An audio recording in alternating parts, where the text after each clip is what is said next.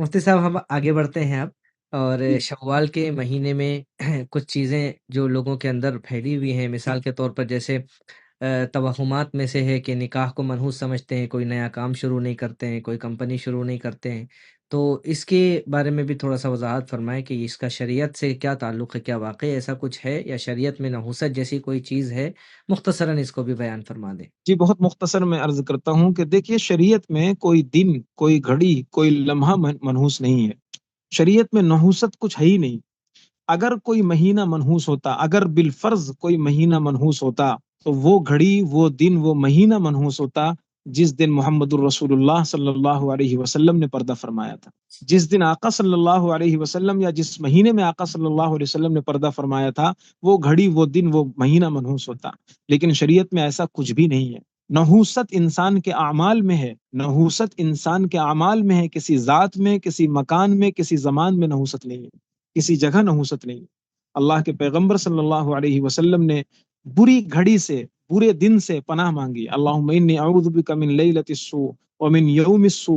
बुरे दिन से, बुरी घड़ी से, बुरी रात से, बुरे लम्हे से मैं पनाह मांगता हूँ।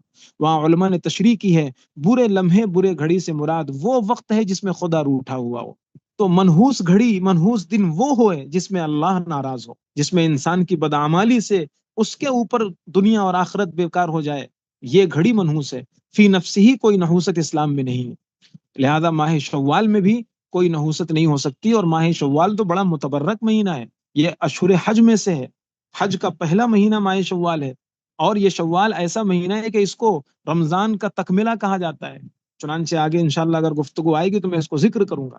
इसलिए शव्वाल कैसे मनहूस हो सकता है, और ये इसको मनहूस समझने की जो परंपरा है बहुत पुरानी है, जो रस्म है ये बहुत पुरानी है। ज़माने जाहिलियत में इसको मनहूस समझा जाता था।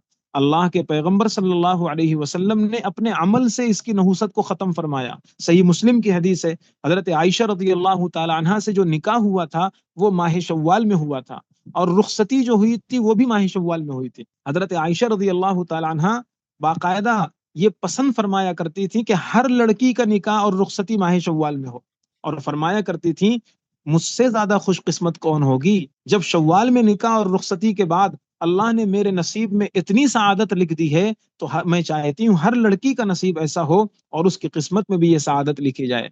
तो ये जो समझा जाता है कि शव्वाल में निकाह नहीं करना चाहिए और इसमें नहूसत होती है, ये बिल्कुल गलत बात है। ये ज़माने जाहिलियत का एक दस्तूर था। अल्लाह के नबी सल्लल्लाहु अलैहि वसल्लम ने अपने अमल से इसको बातिल फरमाया। किसी मुसलमान के लिए ऐसा समझना जायज़ नहीं है।